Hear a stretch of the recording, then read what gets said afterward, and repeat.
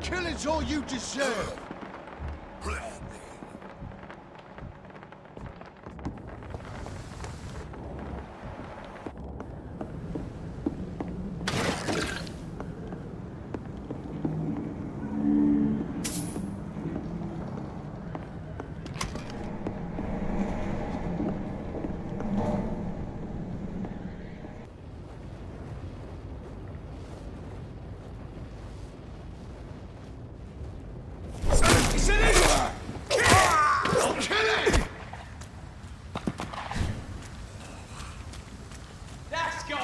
Some of this?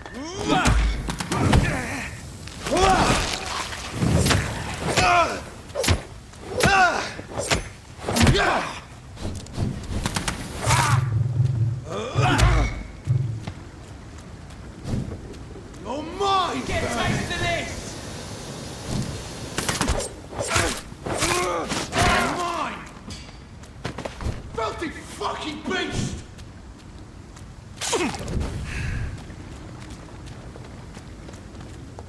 Back in the grave!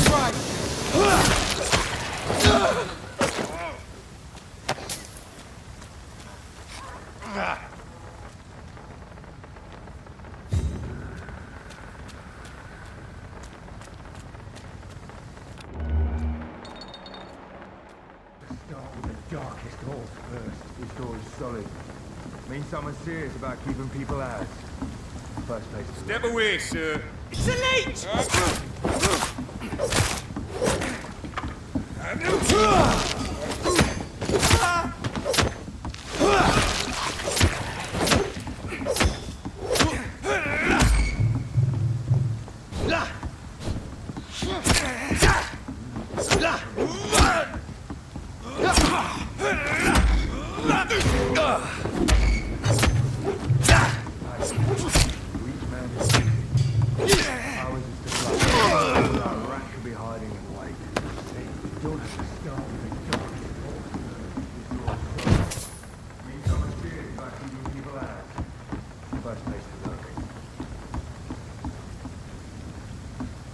Giselle's stolen money. Everyone has some unethical ways of financing their war.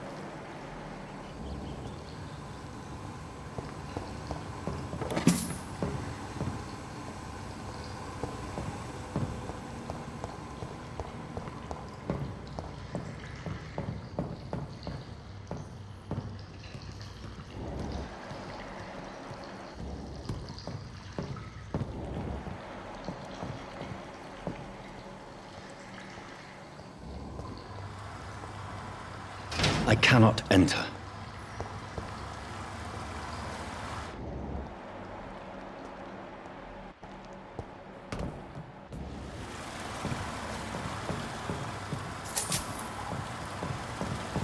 That doesn't work.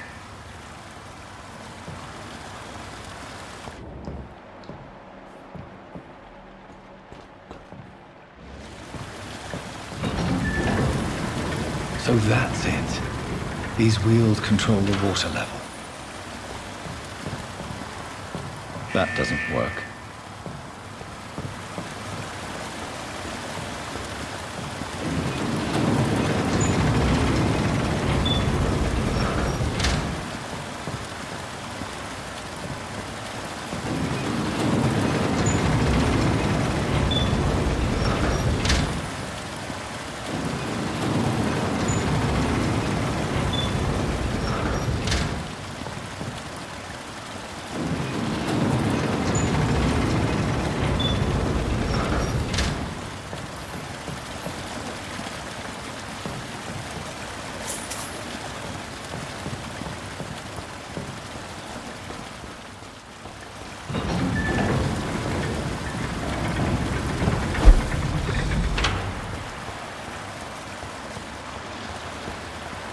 Gate should shut properly now.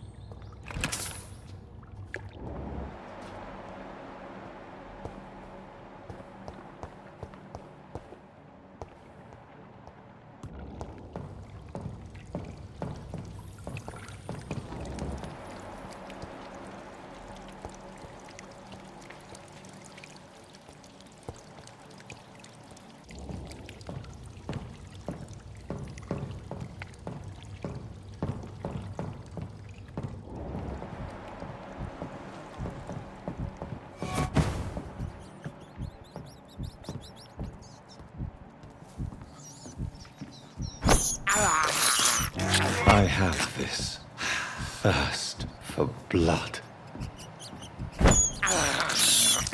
This is despicable.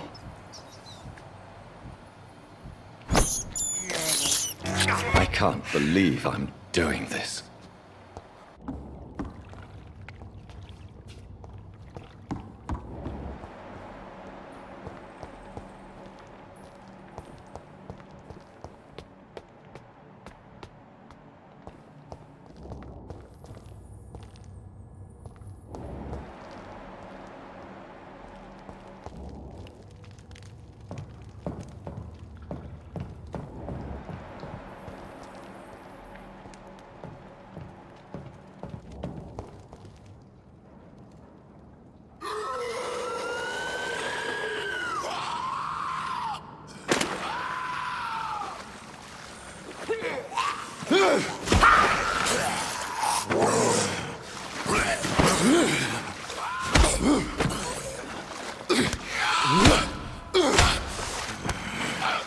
These maggots have escaped the wrath of Ascalon for too long.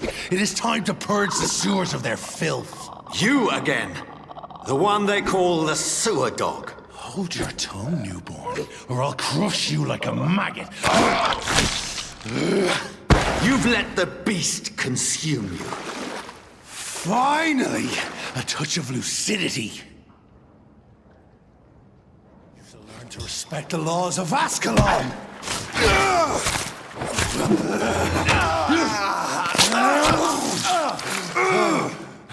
You dare challenge the dictates of Ascalon?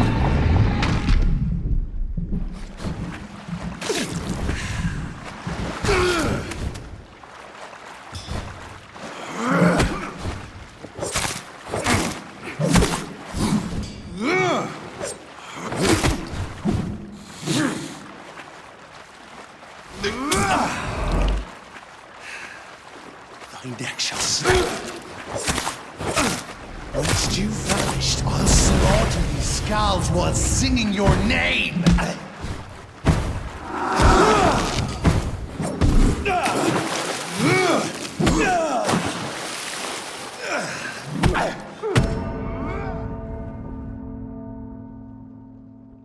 am Fergal Bansha, the hand that crushes all!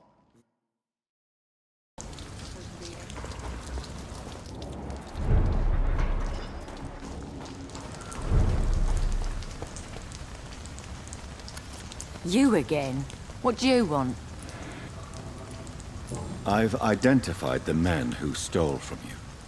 You were right. They were members of some self-proclaimed militia. I knew it! Did you find the money too? Yes, here it is. They thought they could finance their activities with it. I never thought a man like you would be kind enough to... I misjudged you. Badly. Well, thank you, sir. Will you give the money back to your comrades, then? Fuck those bastards who fired me. I'll give the money to Miss Gillingham. Her son Jack was a friend of mine. He was killed recently.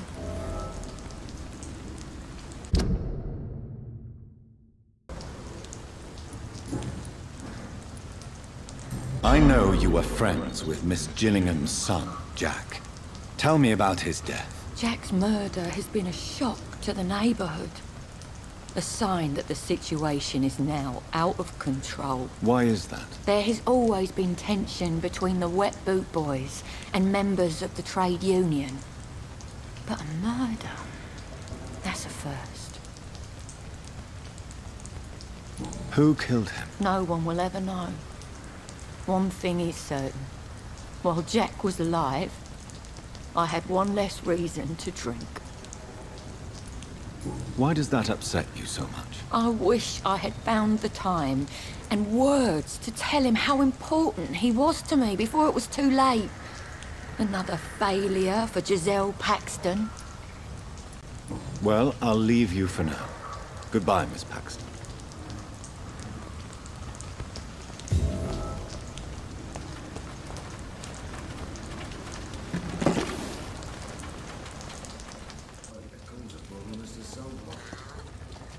Good evening, Mr. Delaney. What?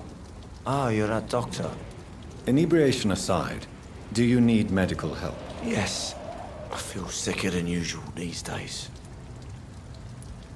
Take this, then. And perhaps you could try to slow down the alcohol intake, too. Hey, Doc, you don't really want me to stop the only remedy I can afford.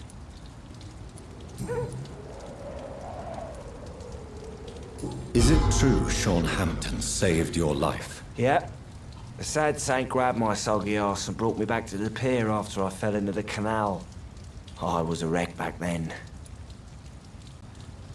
Your story is a sad one, Mr. Delaney. Sean Hampton really acted like a saint that day. But I suppose I'm just another lost soul who doesn't deserve to be saved. Goodbye, Mr. Delaney.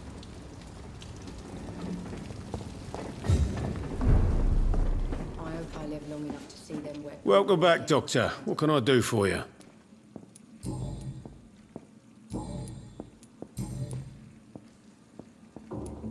How is it you can keep this place open? This part of town doesn't seem particularly safe. Well, since everybody needs a drink, my pub is considered neutral ground by most groups. You're something of a figurehead around here. I'm only pouring alcohol for everyone to forget their troubles. Sean Hampton is the one giving them long-term hope.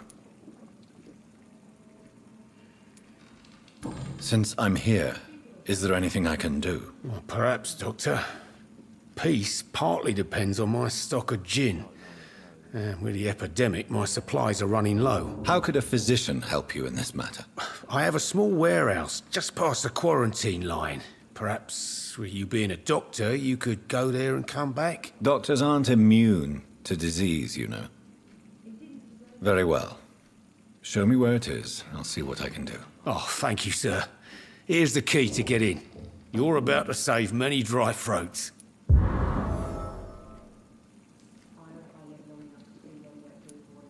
I see. So you get pressure from all sides about how this place should be run, do you? Or something like that. Nothing that a few wise words and a bottle of gin can't solve. Goodbye, Mr. Watts.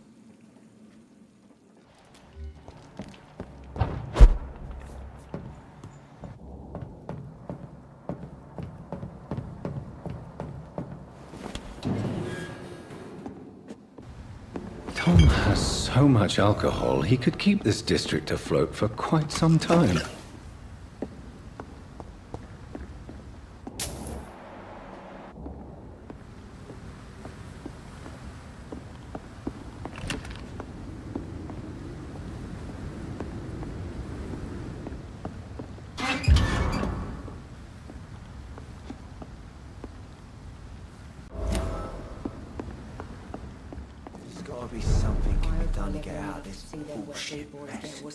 Welcome back, Doctor. What can I do for you?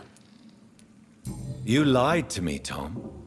Your warehouse wasn't empty. It was inhabited with armed vigilantes. I'm sorry, Dr. Reid, but I thought those Pre-Wen guards would be willing to let someone like you pass without trouble. That was devious of you, Tom. Next time you can bloody well go yourself. I apologise, Doctor, but it's just that I prefer to avoid the law, its enforcers, and all manner of thugs in uniform. Here is your booze. I hope it will appease your customers. Just try not to kill anyone with this poison of yours. Believe me, Doctor, most of my customers are less agreeable when sober. Tell me about your arrest for attempted murder, Tom. I tried to kill someone. I got arrested. I paid my debt and I have nothing to hide. So you mean your customers know about your sordid past? Yeah, why do you think this is the last pub open? I have nothing to hide and I don't judge. That's a relief for many round here. Do you think prison changed you? Made you a better man? Oh, I don't know about that. All I brought back is bad memories, scars, and an ugly tattoo of a blue turtle. But do you feel cleansed of your sins? All I know is that I'm at peace. I did what I did, but I wouldn't do it again. Does that make me a better man? I don't know.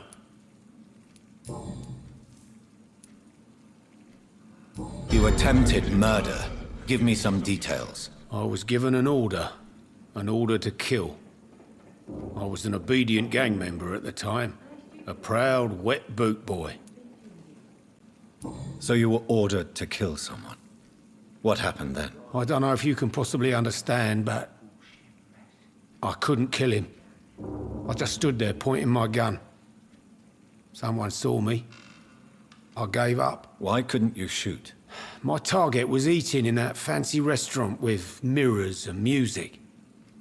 He was eating, drinking, laughing. He was having such a good time. I hated him for his bottomless appetite and easy life of easy pickings. And then something happened. You realized what it means to take a life. You feared what it would be like to carry that guilt with you. Believe me, Doctor, I wasn't scared. I wasn't even afraid to face the wet boot boys after I'd failed. Why did you join the gang? Because I finally felt useful. Do you have any idea what it means to feel respected when the rest of the world shits on you? Why not leave town and start a new life after you got out of jail? I grew up in the East End. This is where my roots are. This is where I want to help others and die, eventually.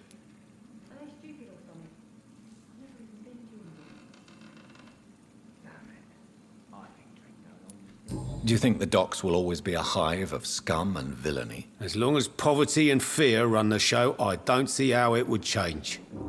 Misery loves company, as they say. Don't you feel threatened, staying in such a violent and criminal neighborhood? I've made peace with my violent past, Dr. Reid. I may not be a pacifist, but I'm not angry anymore. Goodbye, Mr. Watts. Perhaps I should shut the turquoise for a time. Are they stupid or something? Not long. I've never even been to India. Would have given me a laugh. You still working at this hour? That's what I call dedication. Tell me, Sabrina, do you really believe Tom has renounced his life of crime? He proves it to me every day he tells the truth. Tom Watts is a good man. One of the best. And you don't think he might fall back into his sordid ways? We can all do terrible things, Dr. Reid. And we never know what we're really capable of until it's too late. This place seems, how shall I put it, very colorful. I'm sure it has plenty of stories to tell. We get people of all sorts here. It's that rare place in the docks where you can have a drink without being murdered. At least it's not happened yet. Your boss must be quite the negotiator to force such an agreement. Yeah. Tom's a great bloke. Mr. Hampton, who runs the night asylum, he's the only other man that's able to keep peace around here. Were you aware of Tom's past incarceration? That's the first thing he told me when he offered me the job. He didn't want me hearing about his past from anyone else. Did it surprise you to find out about it? Not really. I was already aware of his reputation before I met him. That's why I came to the Turtle in the first place. Most people would have run away because of that. Not me. I thought a man like him could give me stability, you know? At least to some degree. And I wasn't mistaken. Goodbye, Miss Cavendish. Perhaps I should shut the turquoise for a time. Good evening, Miss Cox. Hello again, Dr. Reid. What do you want? Tell me your feelings about Booth's belief in monsters, Edwina. It makes him look weak in front of the boys, that's my feeling about it. But ghosts don't scare me. You don't believe he really saw something, then? I don't care what he saw or not. All I know is that a real man keeps his fears to himself if he wants to be obeyed. Booth Digby looks at you with love-struck eyes. Tell me, Edwina, is the feeling mutual? You have no idea how refreshing it can be for a woman to receive all the pleasure she needs. For once. I'll take your word for it. What is it, Doctor? A woman's not supposed to talk about these things. I'm not that easily shocked, Miss Cox. You can speak freely about your lover, if you so wish. The poor bastard is good to me, if you must know. He makes me feel good. And that's a first. So you're just like any other couple, after all, are you not? Yeah, we're so ordinary that I'd put a bullet in his head if he ever cheated on me. Goodbye, Miss Cox.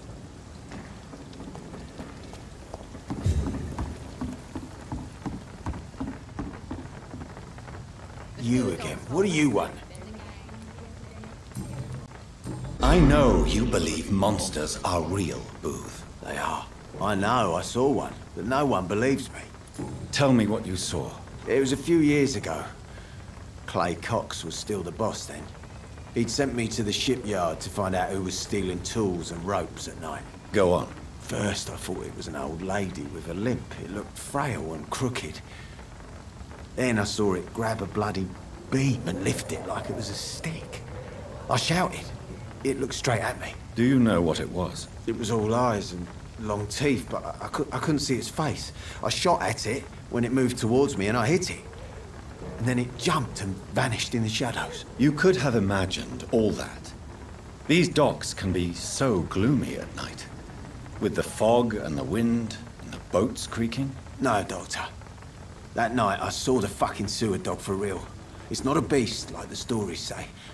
It's the ghost of an old woman. Bullets can't stop it. But no one believes me. Are your friends mocking you? Even Edwina told me once to never speak about it, but I know what I saw. And it wasn't a human. Not human at all. Do you know Edwina suspects you to be unfaithful? Edwina's the one who asked to be called Mrs. Cox. even though Clay hadn't touched her for such a long time. You have not answered my question. She's a passionate woman. I've no doubt she'll shoot me down if I ever betray her, but that's not going to happen. I love her as she is. Are you some kind of vigilante patrolling these streets at night? Something like that, but the police aren't in charge here. We are, see? So you're a concerned criminal, is that it? Using funny jokes about me and my boys, are you? Fuck. You must have some balls. I saw many men like you during the war, Mr. Digby. Greedy little cockroaches who feed on despair. I could kill you for saying that. But, nah. You've been a soldier. I can respect that. Goodbye, Mr. Digby.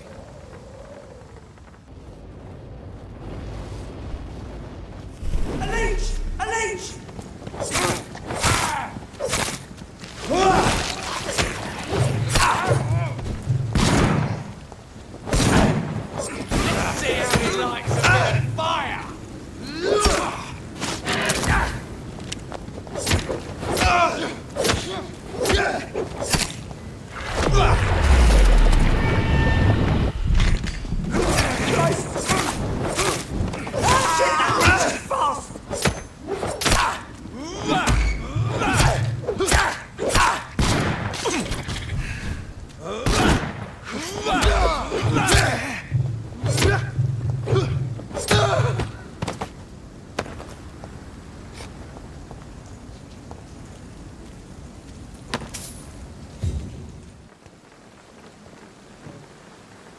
How are you this evening, Jonathan? The scowl that escaped from the hospital is eluding me. He must be caught. Scowls are a risk to the balance we maintain. It needs to be stopped.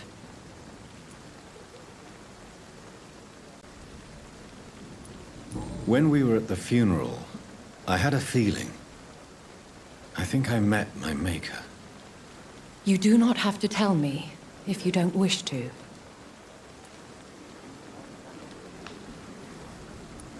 There is almost nothing to say. He appeared in a gush of blood, prattled off some riddles, and vanished without even telling me his name. Be on guard, Jonathan. Whoever your maker is, he's obviously as powerful as he is elusive. Should I not? In most circumstances, a vampire would not discuss his maker. There is a strong bond that exists between a maker and their progeny. You certainly hate skulls. No, not hate. I pity them. Damaged and broken for eternity. Can you imagine, Jonathan? Can you imagine what they must be suffering? I would not have labeled them all the same. I've met some that are quite clever, in fact. Much like people.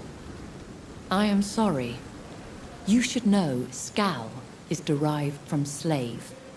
Vampires have never looked kindly on their lesser progeny. Do you think they can be trusted? They are weaker than us in every sense. From their abilities to being able to control their hunger. There is a savagery in them. The head of the Guard of Prewan stopped by to see Dr. Swansea. You have nothing to fear. The Guard would not risk openly challenging the Brotherhood. Even they are not that foolish. I noticed there was no love lost between the Brotherhood and the Guard. They share the same fascination in our species, but they diverge from any commonality in thought. Talk to Dr. Swansea if you wish to know more. Now that the hunters are aware of my presence, they could discover your whereabouts too. Don't worry. I've evaded those jackals in the past, and I shall do so in the future. And besides, who would ever suspect the kind Samaritan Lady Ashbury? Goodbye for now, my lady.